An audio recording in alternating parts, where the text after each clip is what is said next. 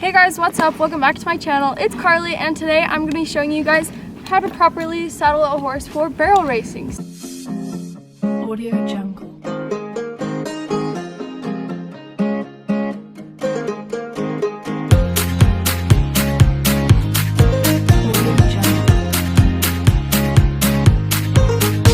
So maybe you're here because you want to learn how to saddle a horse, or maybe you're here because you want to know what kind of gear to use for barrel racing.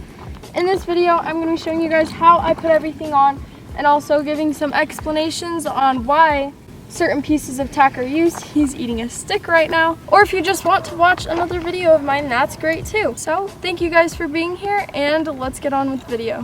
This is actually one of my higher requested videos, and I realized growing up with horses, a lot of these things I've just learned growing up and just kind of been taught by my parents and stuff. But a lot of people that are just getting into horses don't necessarily know these things. So I decided to make a video on it to help you guys out.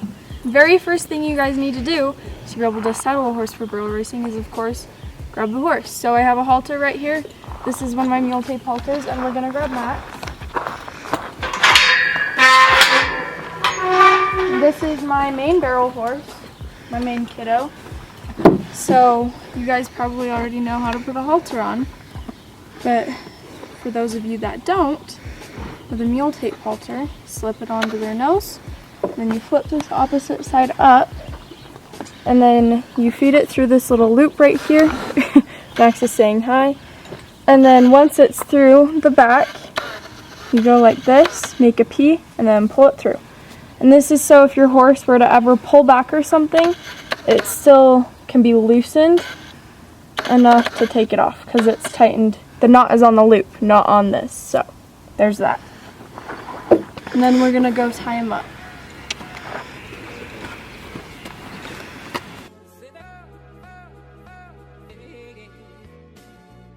First up, when it comes to saddling the horse, they have a blanket on, you're gonna wanna take your blanket off. And Max has a blanket on in the wintertime to keep his hair, his coat not as thick, so that when he is ridden and getting back into shape, he doesn't get super sweaty and get sick in the winter. And it also keeps him clean because he's a fat, messy pig.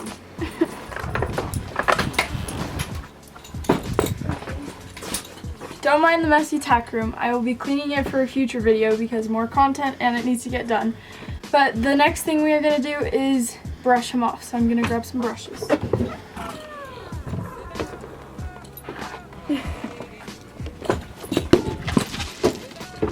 Okay, these are the brushes I'm going to be using today. I have this softer brush, this curry comb, and then also my hands-on grooming gloves. These are super nice for getting mud off of their hocks and off of their legs in the winter. These gloves aren't necessary, but they are super nice. If you don't have gloves like this, I like to use a rubber curry to get mud off of their hocks, just because it's a lot more gentle on their skin rather than a curry comb like this. So he's not super muddy right now because I did brush him off yesterday, but just making sure all the mud is off of him. And then you also want to make sure you get their legs right here where your leg gear is going to go, so there's no rubbing or irritation once the leg gear is on.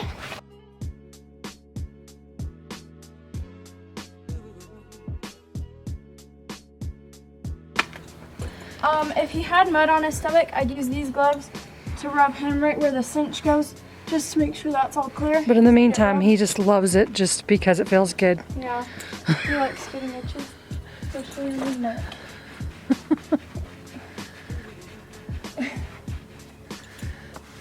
And then I'll also take these gloves if they've got any mud or dirty spots where their bridle goes, or on their face and stuff.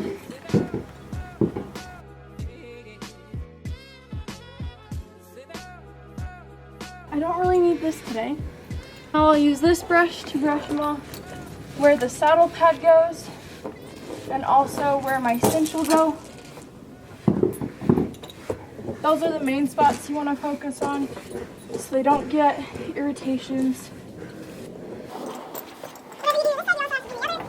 Of course, if it was a horse you didn't trust, You don't want to go directly behind them. Get over. But I know this horse very well, so I am able to go directly behind him.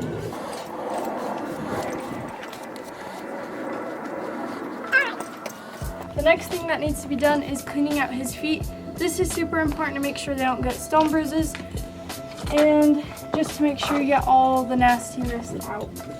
So you pick up your horse's foot, hold it right there, and you just clean all the gunk out.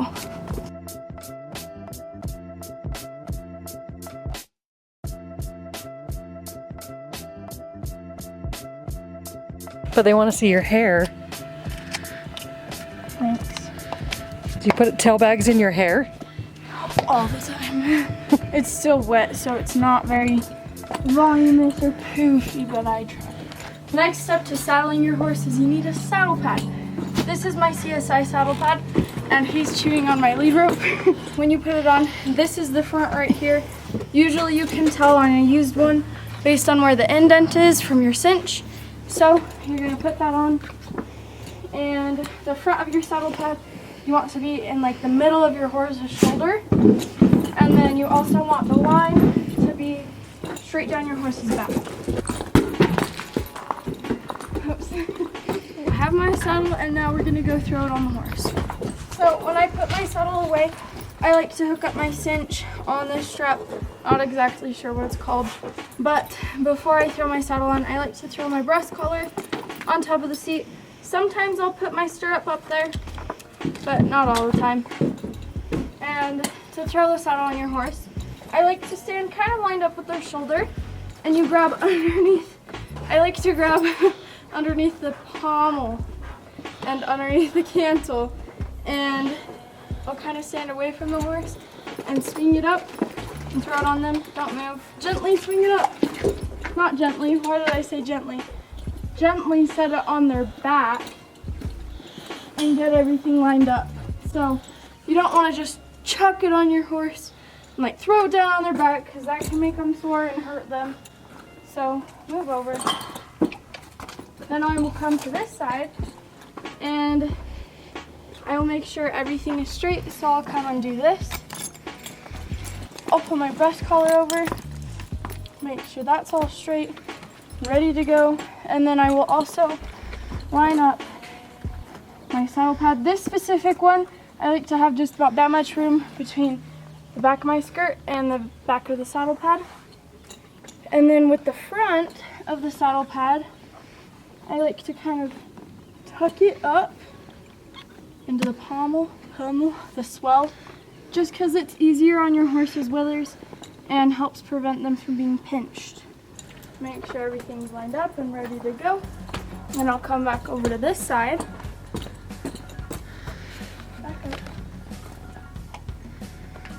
And I'll throw this stirrup over to make sure it's out of the way. I'll untuck my latigo strap, grab my cinch. I use an Airflex cinch. And with this specific cinch, it's got kind of two holes, I guess. So I put it through the top and just make sure it's on them good. And then I'll put it through here, like that. Once it's through the bottom, you bring it up and tuck it in through the left side, and then you'll bring your strap back down, making sure everything's lined up. Take it through the back right there, pull it through. With this part, you want to make sure you tuck it behind there and it's all straight and flat.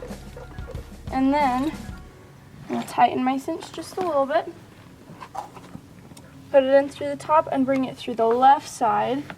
Then I'll tighten it some more. When I tighten it, I sometimes use my elbows and anchor into my side and kind of just push up using my leg.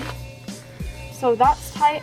And then you bring it through this side of your ring, through the bottom, up through the top, and then pull it through this loop.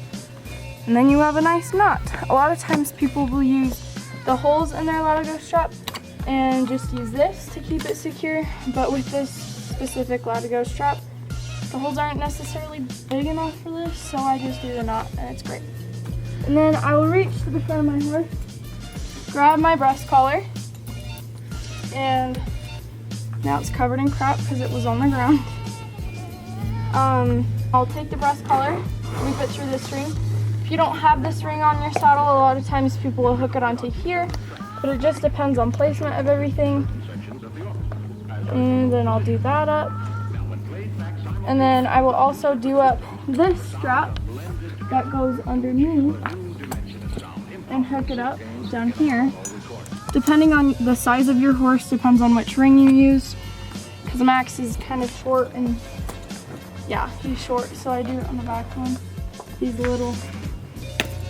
And then I'll also reach to the other side and flip my wither strap over, hook that up right here. And then when it's all done, I like to make sure I can fit a fist in between the front of the breast collar and the horse, so there's enough movement. The point of a breast collar in barrel racing is to make sure your saddle doesn't slide back when you're turning and stuff and running. So, all right, next thing you're gonna do is put on your bell boots and leg gear. I like to keep mine stored on my stirrups. After I ride, then you don't lose anything, and so they can also dry off on here. So I'll unhook this. This is classic equine leg gear. These are Professional's Choice bell boots. And then come down here. I like to make sure just rub their leg down with my hand, make sure there's no dirt or anything so they don't get rubs. The point of leg gear is to support your horse's tendons while they're running to make sure they're all good, and then it also protects their legs. So you gotta make sure your leg gear is super tight too. It's very important. So I start with this strap on this leg gear and kind of keep it tucked. And then I'll do the top strap and kind of pull this tighter. And then take the bottom and really cup it and do it tight. So, can go back and tighten straps if I need to. Then I'll take my bell boots. I'll put them on here. And if you're curious as to which side stuff goes on, it usually says, so this is left. So I start on the back. I'll wrap it forward. I'll wrap it forward and do this first strap and then the second strap. That was not even.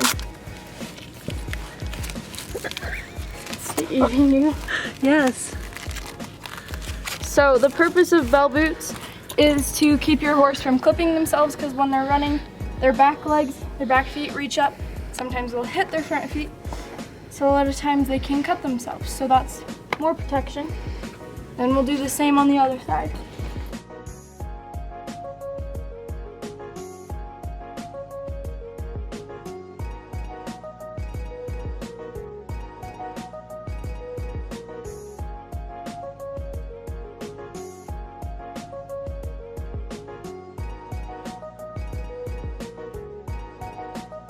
And it's really important that you really cup and kind of lift up and strap that down, because that's kind of helping, that's like all the support in their leg. Well, that's why it's got that black piece in the back that helps you guide it to the right spot.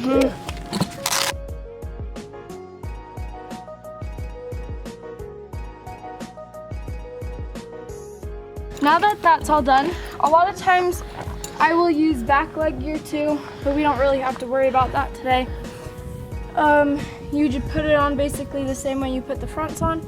Next thing we need is our bridle. Gotta give the barn kitty some love.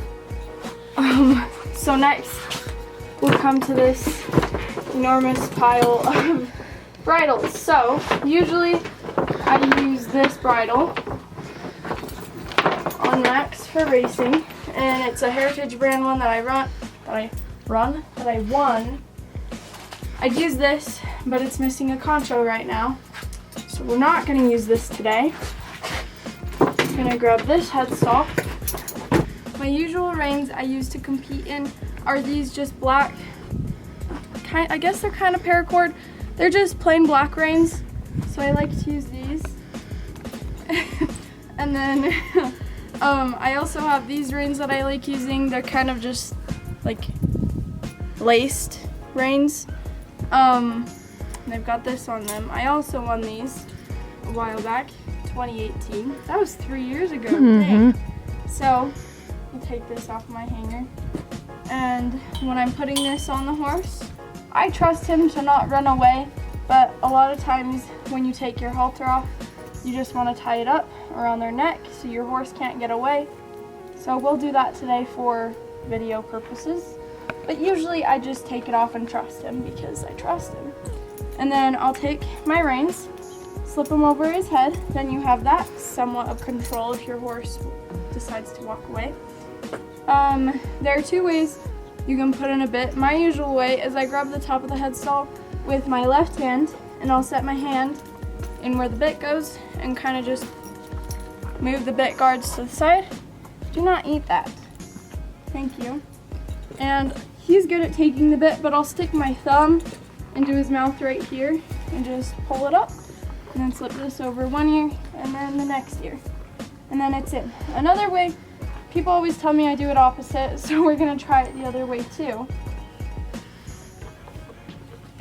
Now we're gonna do the correct way to put this on. So, reach your arm underneath your horse's head. Make sure they don't run away. And then you're gonna grab the top of the headstall like that. And then also hold the bit. Stick your thumb in the side of their mouth. Come show this up close. When you're putting the bit in, you stick your thumb in the side of their mouth and then slip the bit in to their mouth. Make sure the chin strap is underneath and then put the top on. There. And then I'll also make sure their hair is pulled through. I will also tighten my saddle one more time before I get on. So I put my arm on my leg and just lift it. And then you get on your horse. That's why your arm's so buff right there. I'm getting on. From tightening. Your horse and you're ready to go race. Thank you guys so much for watching this video. Make sure to give it a big thumbs up if you liked it. Subscribe to my channel down below to keep up with my videos and me, my horses in my life.